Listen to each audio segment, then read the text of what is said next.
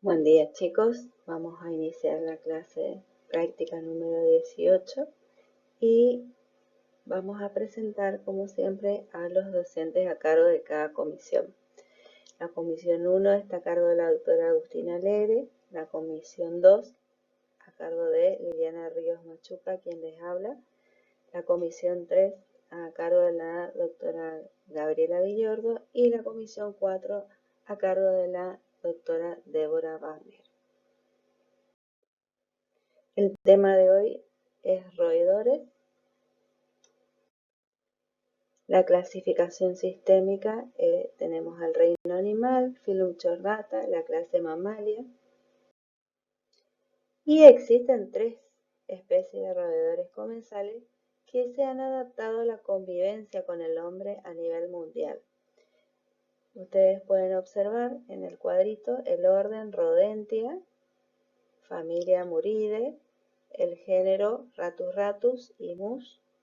Las especies dentro de Ratus ratus tenemos al Ratus ratus y Ratus norvegicus. Dentro de la especie Ratus tenemos al Ratus ratus, Ratus alejandrinus y Ratus frugivorus. Y dentro del género Mus tenemos la especie Mus y Berbirostris. Vamos a ver un poquito las características de cada uno.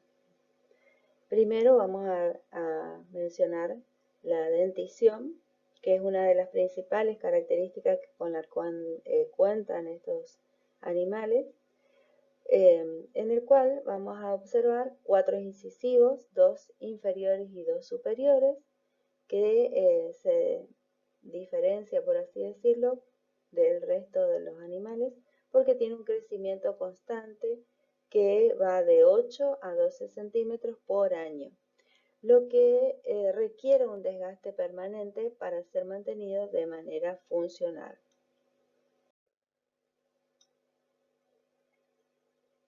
Órgano de los sentidos.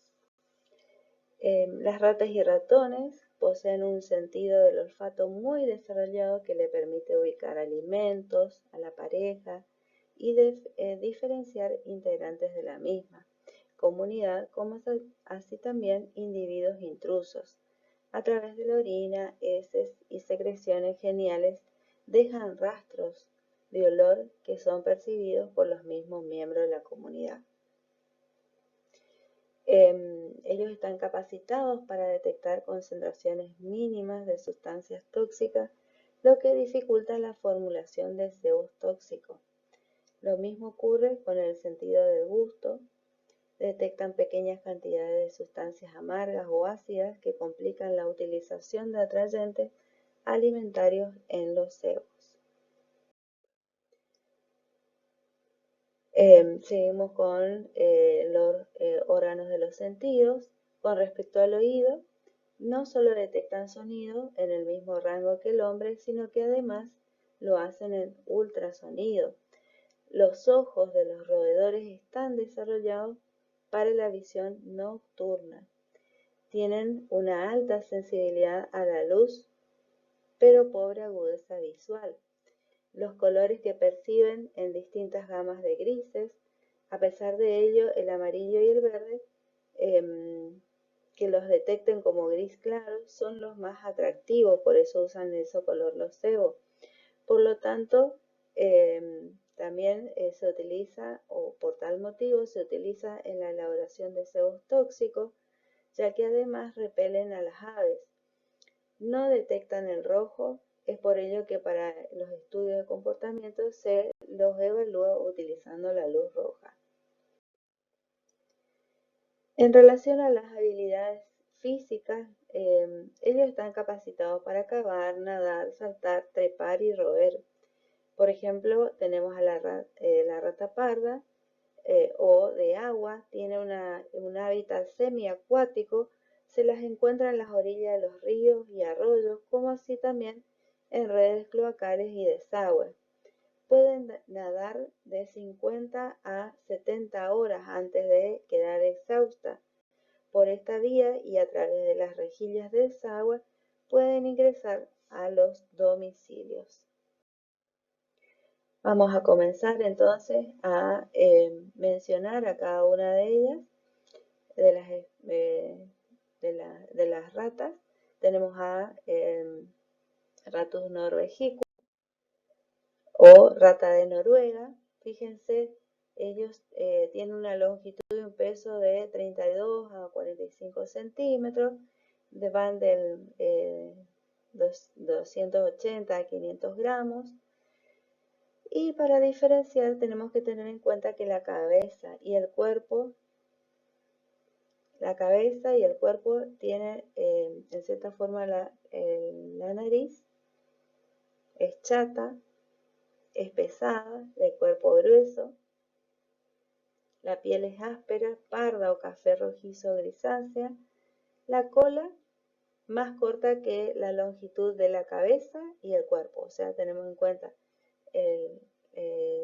la cantidad de centímetros que va de la cabeza hasta el cuerpo. La cola es más corta, digamos. El cuerpo, en el caso de los pies, tienen membranas interdigitales que por eso permiten nadar, y las orejas pequeñas y juntas. En el caso del comportamiento, tenemos en cuenta que son las ratas que construyen madrigueras en el suelo y trepan y salta hasta 6 centímetros. Tiene buen oído y olfato y no ve bien y es muy agresiva. Bueno, características: son excavadoras, entonces el radio de acción de 30 a 45 metros, la natalidad de 8 a 12 crías por camada, las camadas, 7 camadas por año, la madurez sexual de 3 a 5 meses y la gestación 22 días. El periodo de vida, fíjense que dentro de todo corto, 24 meses, y ellos necesitan 30 gramos por día de alimentación y agua 30 mililitros. El ratus ratus, rata negra o rata de los techos, la longitud y peso tenemos que va de 34 a 45 centímetros y de 225 a 300 gramos, cabeza y nariz, cabeza y cuerpo, tenemos en cuenta también, es diferente. La nariz en este caso es puntiaguda en relación al otro que es chato, el cuerpo es delgado, no es grueso como el otro, y el ratus ratus, el pelo es gris pizarra. El ratus alejandrinus tenemos también que es leonado el dorso, vientre blanco grisáceo o amarillo limón, también se denomina ratus alexandrinus. La cola más larga que la cabeza y el cuerpo juntos y sus movimientos son como los de un látigo. Las orejas largas, a diferencia de las otras que eran cortas, y se destacan fuera de la piel. El comportamiento: construye sus nidos en los techos, trepa, salta hasta 1 metro y tiene buen oído y olfato. También antiguamente estos se encontraban sobre los árboles, y a medida que fue ingresando, digamos, el hombre a esos lugares donde ellos vivían, se fueron adaptando y hoy por hoy se encuentran en los techos, en los edificios. Son trepadoras, entonces, el radio de acción es de 30 a 45 metros. ¿Por qué debemos tener en cuenta todas estas características? Porque después, más adelante, en base a esto, son las medidas de control que nosotros vamos a realizar y conocer un poco de hasta dónde pueden llegar ellas, porque uno puede encontrar rastros o algo que nos indique que están presentes en nuestro domicilio, pero ellas pueden estar en otro lugar. Y fíjense, de 30 a 45 metros ellas pueden trasladarse. La natalidad de 6 a 10 crías por camada, 6 camadas por año. La madurez sexual de 3 a 5 meses, la gestación 22 días, el periodo de vida de 18 a 24 meses y la alimentación es similar al anterior, 30 gramos por día y 30 mililitros de agua por día. El mus musculo, el ratón de casa, la lauchita que le decimos nosotros, longitud y peso de 15 a 18 centímetros, de 15 a 25 gramos pesan. Cabeza y cuerpo pequeña, piel sedosa, gris oscura. La cola igual y un poco más larga que la cabeza y el cuerpo, que el largo en total de la cabeza y el cuerpo. Las orejas prominentes y grandes en relación al tamaño del cuerpo. Y el comportamiento trepan y saltan hasta 0,3 metros.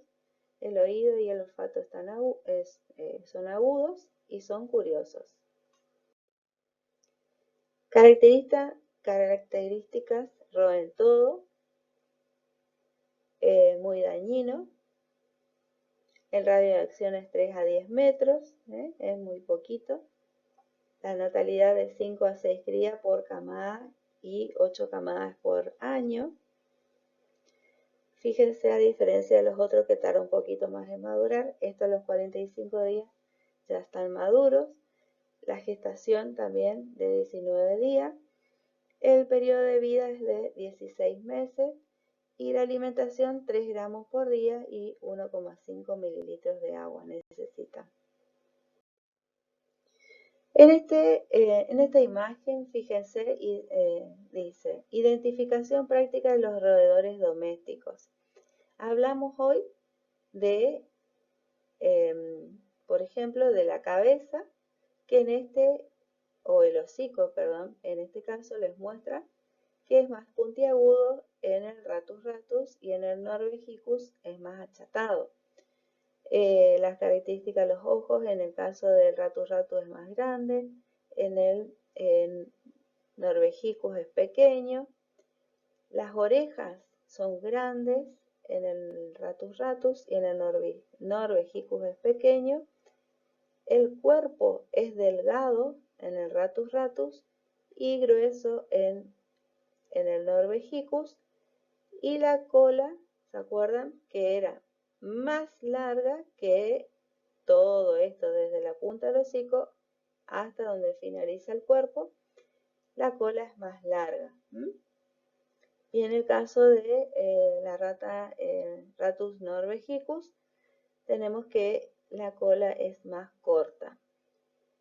Para diferenciar una rata joven de un ratón doméstico, primero y principal, el color del pelo, pero también, fíjense, les nombra ahí que la cabecita de ellas, de los ratones, son más pequeños, las ratas jóvenes son más grandes, y en el caso de las patas son más pequeñas en el mus musculus y más grandes en la rata joven.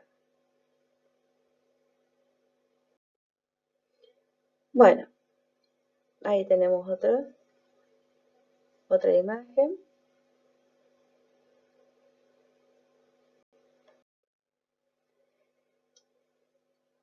Otro cuadrito en el que nos habla de las diferencias: el color pardo en el Norvegicus, gris claro, oscuro, casi negro en la cabeza y lomo en el Ratus ratus.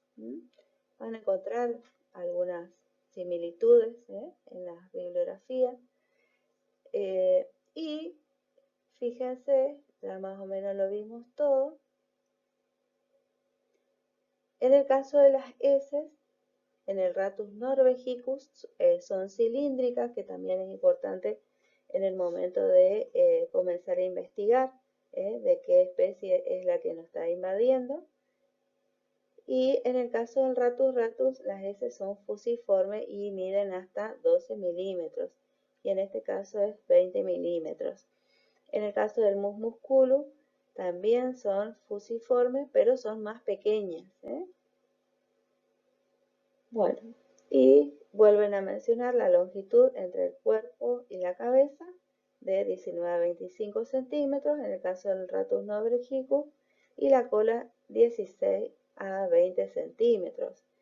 En el caso del Ratus ratus, 17 a 20 centímetros entre el cuerpo y la cabeza, la longitud, y la cola sola mide de 20 a 25 centímetros. El ciclo biológico, fíjense, vamos, la madurez sexual, el promedio de vida es 1 año, les dice que esto va a depender del tipo de la especie, Llega la madurez sexual, se produce el apareamiento y va de los 18 a 21 días de gestación, nacen las crías sin pelos, ojos y orejas cerrados y a los 14 días ya tienen pelos activos, y así continúa el ciclo. Características de los roedores. Vamos a tener en cuenta la organización colectiva, lo vamos a ver más adelante. Las características alimentarias, en el caso de ellas les gustan mucho los granos, los diferentes alimentos que consumen el humano. Y en este caso, por lo general, ellos buscan si son alimentos de tamaño pequeño, se los consumen en ese lugar, o si son de tamaño grande, los llevan hasta su madriguera, en un lugar en el que ellos van a después guardar ese alimento. El comportamiento social, los dominantes y los dominados, los machos, las parejas adultas, tenemos machos y hembras que son dominantes, y los dominados serían los roedores que son viejitos ya, y los jóvenes. ¿Por qué decimos el comportamiento social dominantes y dominados? Porque por lo general el dominante no va a ir a buscar el alimento, manda a los más jóvenes y a los adultos mayores a buscar el alimento y consumirlo. Si ellos ven que al consumirlo estos no se enferman, recién ahí comienzan a consumirlo. Ahora sí se enferman, ellos no van a comer. Por eso también se cuidan mucho en ese sentido, porque le tienen miedo a que esos alimentos los enfermen.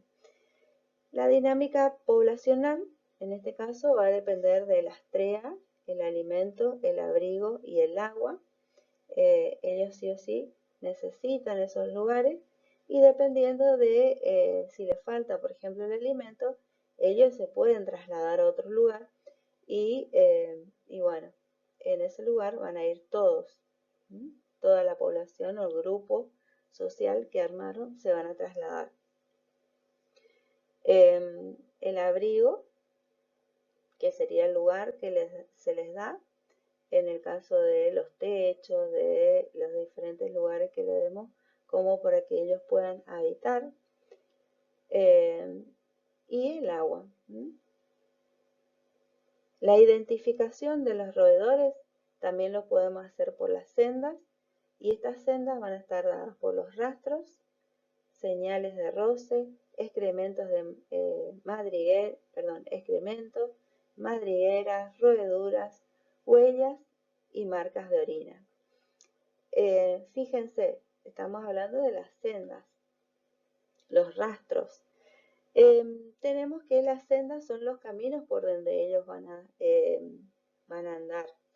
En este caso van a ir dejando rastros. ¿Cuáles pueden ser? Si hablamos de rastros, vamos a encontrar que ellos pueden dejar a su andar huellitas, y como nosotros no podemos dar cuenta, utilizando talco o harina por los lugares que creemos que ellos circulan, y dejamos que ellos caminen, y vamos a encontrar después huellitas de ellos que están, de los roedores que están circulando. Los rastros, sí o sí, estamos hablando de todo lo que sea roedura, o sea, todo lo que ellos nos van dejando, de alimentos comidos.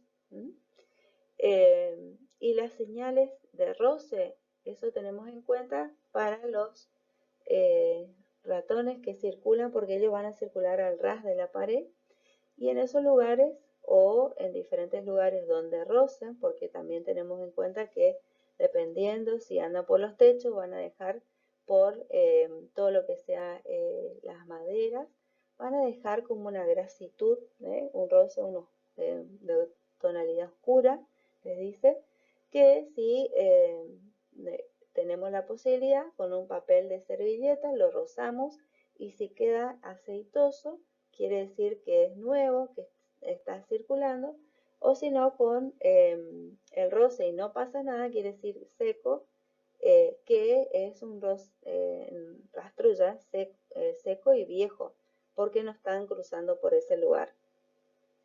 Bueno, los excrementos, como lo vimos recién, dependiendo del tamaño.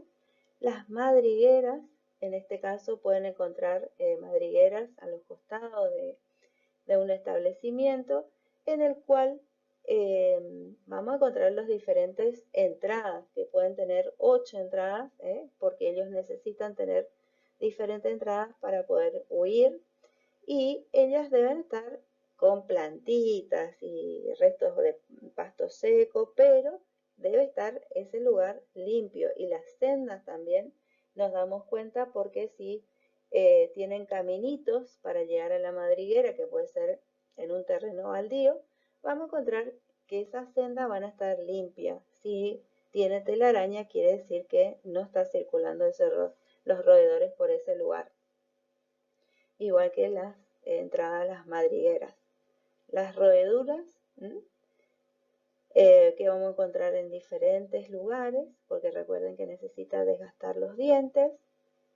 Las huellas, que les decía recién yo, y las marcas de orina, que lo podemos encontrar utilizando las lámparas de Wood o ultravioleta, que dan una tonalidad verde.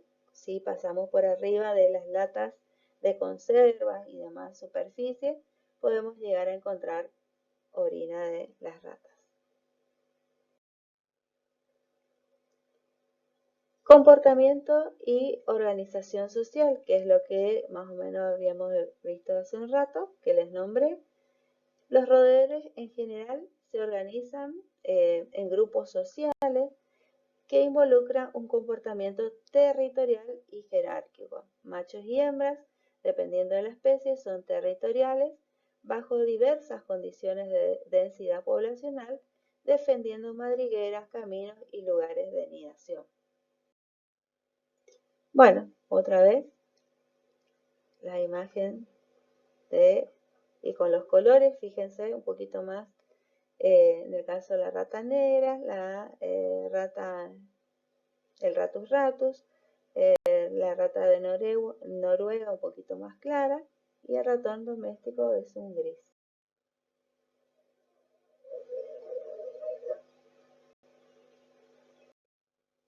Bueno, en este caso vamos a ver la imagen. El primero es el Mus musculus, el segundo es el Ratus ratus y el tercero es el Ratus norvegicus.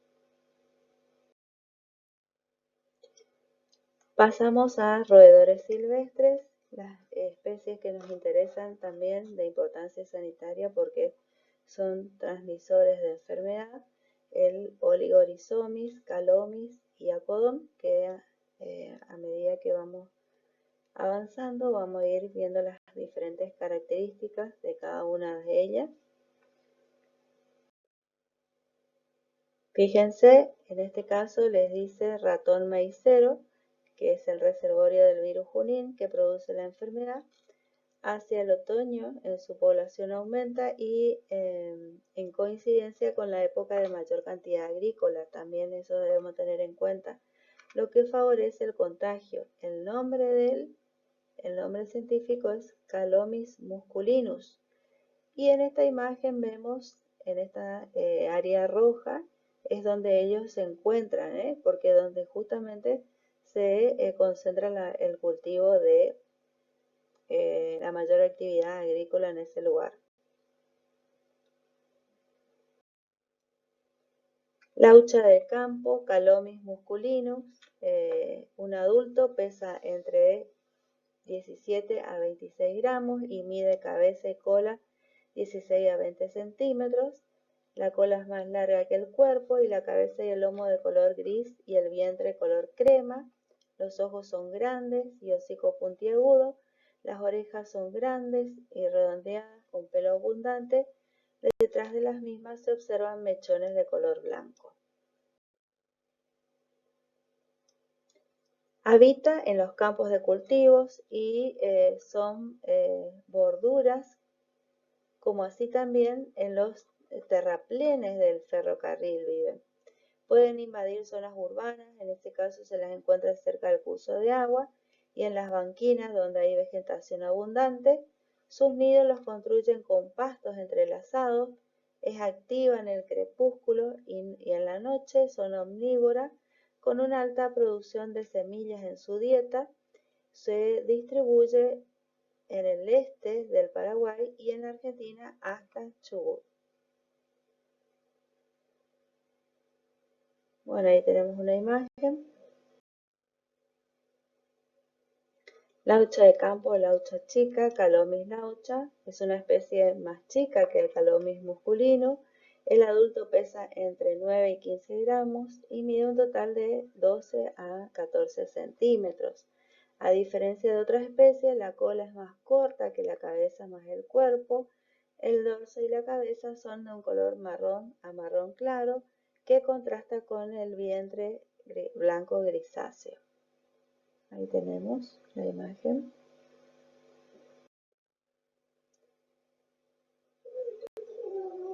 Laucha del campo. Las orejas son chicas, redondeadas, con abundantes pelos blancos, patas blancas, de pelaje suave. Habita en los cultivos, bordaduras y terraplenes de ferrocarril. Es de hábitos crepusculares y nocturnos y se alimenta fundamentalmente de artrópodos y semillas. Se distribuye desde la región central de Brasil, sudeste de Bolivia, oeste de Paraguay y Uruguay, y en Argentina se la encuentra en Río Negro. Colilargo o coludo, Oligorhizomys flavescens, denominado así por la longitud de su cola, puede medir de 10 a 13 centímetros en el juvenil y adultos respectivamente. Son pequeños con patas largas, orejas cortas, con abundante pelos. El pelaje es largo, de coloración uniforme. El dorso pardo amarillento con los flancos con un tono amarillo más intenso.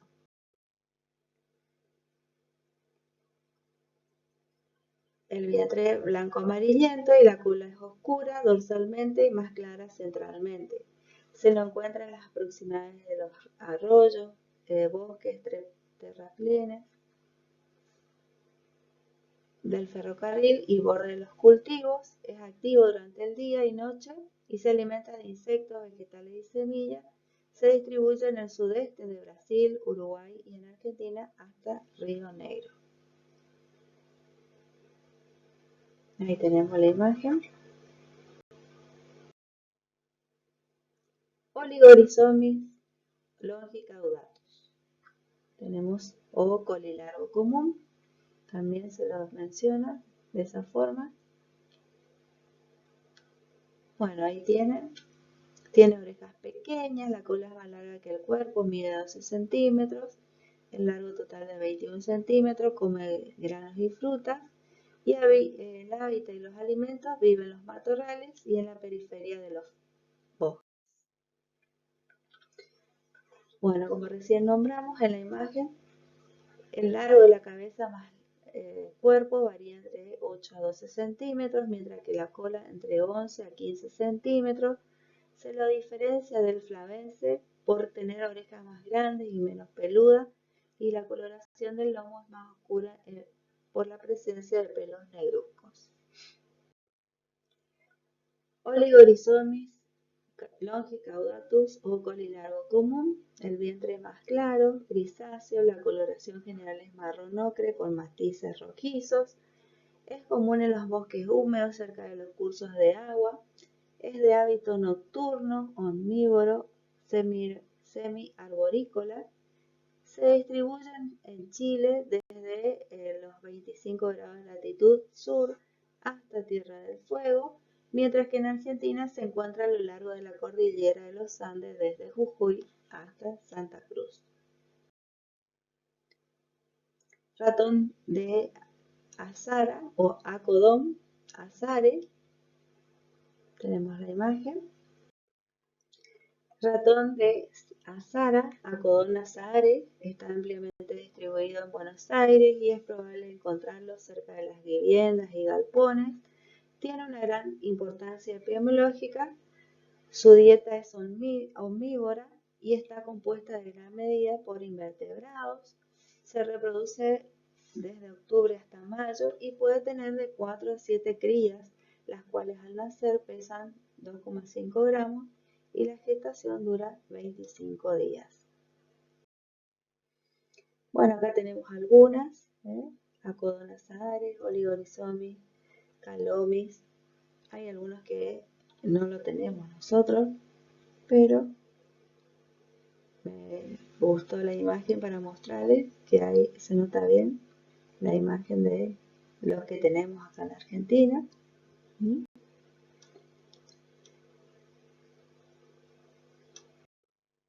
La distribución, fíjense, Acodon habla de provincia de Buenos Aires, en la zona de Pergamino, más que nada porque el virus se llama Pergamino, así que nos da una idea de dónde pueden estar ubicados, pero en esa zona de Buenos Aires. Entre Ríos tenemos al Oligorizomis, Necromis. En Misiones también tenemos a otro Oligorizomis. Y Formosa, Salta y Jujuy tenemos a Oligorizomis y Calomis.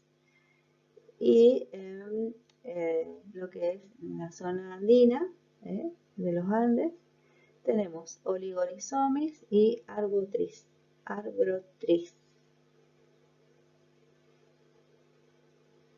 Pero son, en este caso, fíjese la distribución de los tipos de virus del género de Hantavirus. Tenemos otra imagen donde están ubicados los roedores, principalmente Acodon, fíjense que es lo que les muestra, Oligorizomis, Longicaudatus, Calomis, en esa zona. En este caso tenemos al Oligorizomis nigripes y el flavense y Necromis benefactus. Necromis, ahí tenemos una imagen, todavía ustedes van a encontrar en la imagen anterior al Necromis también que participa en la transmisión de enfermedades.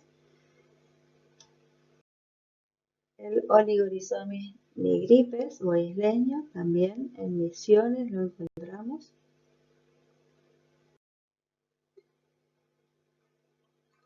Continuamos con control de los roedores. Si nosotros comprobamos la infestación y el tipo de roedores presente, se debe adoptar diferentes métodos que para su estudio se clasifican según su origen: físicos, mecánicos, trampas, pegamentos, ultrasonidos, químicos, anticoagulantes, quimioesterilizantes, fumigantes, ácido cianhídrico, biológicos, gatos, perros, aves de rapiña, bacterias. Según el tiempo de acción rápida son instantáneos, los de acción semirápida matan de 4 a 6 horas y de acción lenta mata de 5 a 7 días. Para el control de las ratas y ratones, se recomienda realizar una inspección previa del lugar o zona a tratar, teniendo en cuenta, primero, la presencia de madrigueras debajo de las malezas o desechos, en muros o cimientos. Segundo, observación de roedores vivos o muertos, especialmente en las primeras horas de la mañana al atardecer. Presencia de deyecciones y huellas y daños por roída. Cuarto, las marcas de grasas o aceites suelen aparecer como signo de la presencia de los roedores. Quinto, las manchas de orina. Y sexto, olores característicos dados por la orina y las secreciones glandulares, entre otros. Prevención. ¿Qué podemos hacer para prevenir? Eliminar las posibilidades de acceso a los alimentos, guardar los alimentos de los animales durante las noches, guardar los restos de comida y desperdicios en recipientes con cierre seguro, cortar el pasto en un radio de 30 metros alrededor de la casa, apilar la leña sobre la tarima separada de unos 30 centímetros como mínimo y la distancia de 30 metros o más de la vivienda. Eliminar vehículos abandonados, cubiertas usadas que pueden servir como refugio. Prevenir la entrada de roedores a la casa sellando con lana de acero orificios mayores de 0,5 centímetros, por ejemplo, las aberturas alrededor de los caños de luz, gas o teléfono. Disminuir los espacios debajo de las puertas y ventanas colocando mosquiteros. Es conveniente en las zonas endémicas rellenar con grava o arena el espacio que queda libre debajo de los pisos de madera. Métodos de control. ¿Qué podemos hacer?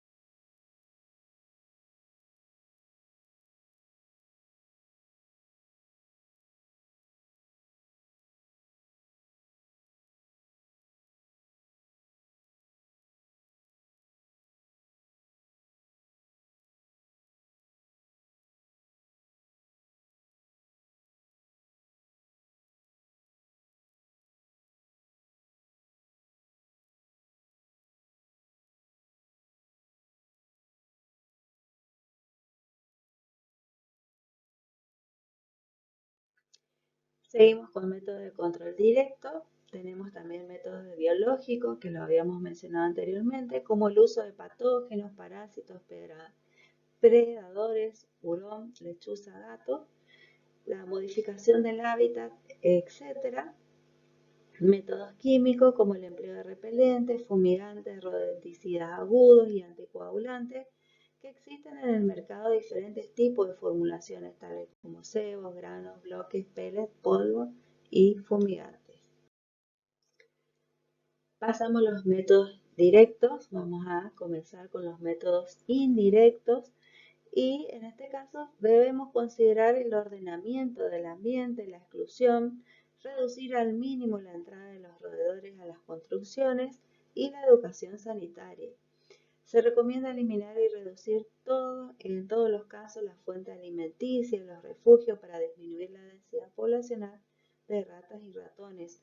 Es por eso que vamos a ver en el tema más adelante de basura, que lamentablemente no podemos terminar porque existen esos basurales que se arman en las esquinas de los barrios, de las manzanas de cada barrio, y que permite que sigan estos roedores conviviendo con el ser humano. ¿Mm? Bueno, presentación de los rodenticidas, las diferentes presentaciones, gránulos o los polvos, los cebos en bloque, refinados, ultrasonido, el pegamento, las trampas, les gustan mucho las semillas de las calabazas, de los zapallos, del maíz. Y la clasificación de los rodenticidas vamos a encontrar según la rapidez del efecto en agudos y crónicos. En el agudo muere de segundos a pocas horas, hasta 24 horas, y los crónicos mueren más de 24 horas. Bueno, hay anticoagulantes de dosis múltiple, de dosis única, que lo encontramos.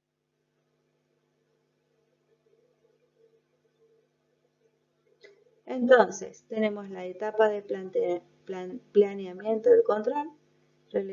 Vamos a recordar el relevamiento del área a tratar, evaluación de la población del lugar, aplicación selectiva de rodenticidas, control de ectoparásitos. Recuerden que la Xenocilia chopis, que es la pulga de la rata, tenemos que controlar primero antes de realizar una desratización.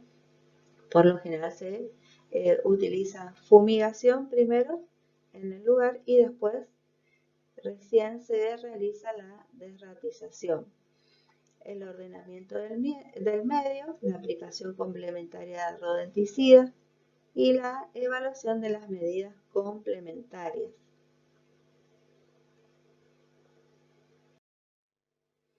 Bueno, fíjense, acá tenemos una imagen de un galpón donde se guardan las semillas y también tenemos en cuenta la gran cantidad de basuras.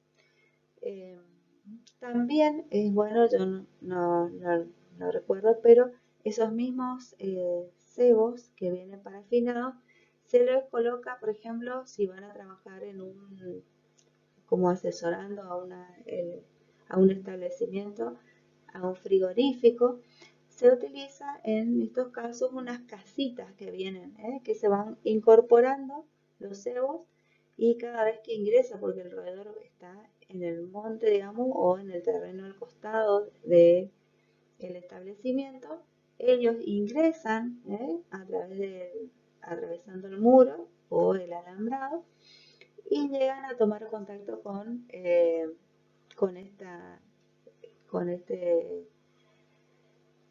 forma, digamos, de presentación, que son de plásticos. Internamente tienen como todo un caminito que le permite ingresar, que se sientan cómodas y que puedan comer tranquilamente el cebo, y uno entonces va controlando si consumen o no y se lo coloca en lugares estratégicos donde uno cree que pasarían estos roedores. Entonces se van haciendo controles rutinarios por semana o se ponen por día. Eso lo van armando ustedes, los cronogramas de rutina de observación de cada una de estas cajas. Y se van observando si consumen, si no consumen, y en base a eso se van modificando los lugares donde posiblemente realmente circularían los roedores. Y en este caso, la imagen nos dice que debería eliminar en forma adecuada, que le ponga a los recipientes o los contenedores de residuos tapas para que ellos no puedan tomar contacto, o en lo posible tratar en lo posible de que sacar en el horario de que se eliminen los residuos en forma normal en el barrio, en el lugar. Bueno, también fíjense, hay otro control, el uso de lanzallamas en lugares de albergues o nidos de roedores. El mecánico que se decía, las jaulas, tenemos estas jaulas. En el caso de los roedores silvestres, este tipo de jaulas no se pueden utilizar porque son tan chiquitas que pueden salir de la jaula, y además por una cuestión de que como son reservorios de agentes víricos, es muy peligroso, entonces se utiliza unas trampas Sherman o Sherman, que las paredes son de aluminio completamente herméticamente cerrado, en el que se deja solamente un extremo de la trampa abierto y en el otro extremo está cerrado, y se coloca un cebo dentro como para que ellos ingresen, y al otro día se recoge esas trampas con todas las precauciones del caso, con la indumentaria adecuada y teniendo en cuenta el sentido del viento, cosa de no, recuerden de no aspirar, porque en el ambiente puede estar el agente vírico. También tenemos las trampas comunes. Otra forma, fíjense, acá les muestra las maderas con un huequito, en realidad no es un huequito, les muestra dónde está el cebo, y los caños también son muy buenos elementos que nos ayudan. Les comento porque en una oportunidad se acerca un cliente y dice que su canino tuvo contacto con el cebo para las ratas y se intoxicó. Entonces se les aconseja a todos, y ustedes también más adelante van a comenzar a trabajar, que se van a colocar en diferentes lugares del domicilio o en el local comercial, porque también tienen esos inconvenientes a veces porque acumulan mucho material, de si tienen roedores como, caninos que les sirven como guardianes, de colocar los cebos en tubos. Entonces en el centro del tubo se coloca el cebo y no permite que los hocicos de ninguno, o por ejemplo los perros, no puedan tomar contacto con el cebo. Lo mismo pasa con, fíjense la madera que le ponen acá en la imagen, esta madera que cubre, entonces no permite que tome contacto. O en lugares estratégicos que no estén al alcance de la mano de los niños, también tenemos que tener en cuenta. Esto también es una casita que lo ven que lo hicieron de madera, pero también ya vienen de plástico. Y en el caso de los bebederos, fíjense que se coloca también el veneno, pero con mucho cuidado de que no tomen contacto ningún otro animal ni los niños. El control químico, las diferentes presentaciones que encontramos, y el control biológico, los gatos y las aves que consumen, porque van a encontrar también aves, pero estas aves por lo general consumen los roedores que están muertos, y lamentablemente eso es lo malo, porque por ahí la droga que se utiliza para matar a los roedores queda, la droga queda dentro del organismo del roedor muerto, y estas aves lo consumen y también padecen envenenamiento. Entonces, en cierta forma, hay que mantenerlos controlados, de que no tome contacto, y en lo posible, si encuentran roedores muertos, todas las precauciones del caso, enterrarlo, no tomar contacto con ellos. Y en el caso de los gatos también, que son cazadores, hay perros también que tenemos nosotros, que por ahí son más cazadores que los gatos. La Salmonella enteritidis también nos ayuda. En el caso de los silvestres y de los sinantrópicos, hay que tener en cuenta que son reservorios, por eso justamente los estudiamos a ellos, y pueden transmitir de tres maneras: por vector propio de la rata, pulga, piojos, ácaros y garrapatas. Pueden transmitir tifus murino, peste bubónica y rickettsiosis. A través de sus excrementos, orinas, secreciones nasales y saliva pueden transmitir leptospirosis, triquinosis, hantavirosis, fiebre hemorrágica argentina o mal de los rastrojos, y por transmisión mecánica, salmonelosis, fiebre por mordedura de ratas. Vamos a comenzar, después de todo una pequeña introducción que tuvimos, la actividad práctica número 18 y debemos resolver la cartilla que está en la página de la cátedra, en la pestaña fichas, cartillas, plantillas. Ahí tienen el link, está disponible ahí. Y posteriormente subir la cartilla con las respuestas completas a la sección tarea del Moodle en el lunes virtual, la clase práctica número 18, roedores. La bibliografía está disponible en la página también de la cátedra, SAPUBET, en la pestaña bibliografía, temas, vectores. En el punto 5 de la cartilla, antes de finalizar la clase, recuerden por favor, deben resolver, porque le dice que deben hacer en base a una situación problemática, que es la que está acá, deben armar un manejo integrado de plaga. En el punto 5 habla de una resolución de un problema, entonces esta es la situación problemática. En un supermercado chino, uno de los clientes observaron en la sección de panadería la presencia de roedores alimentándose de unas facturas con crema del lugar. Y lo que ustedes deben hacer, indicar cuáles serían las medidas a aplicar en este caso, desde las medidas de prevención y las de control. La de control, en el caso ahora, ustedes deben indicar cuáles son las actividades que van a hacer en el lugar.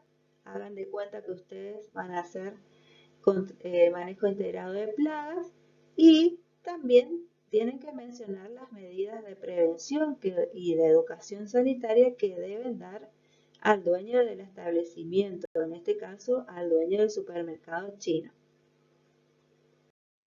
Muchas gracias.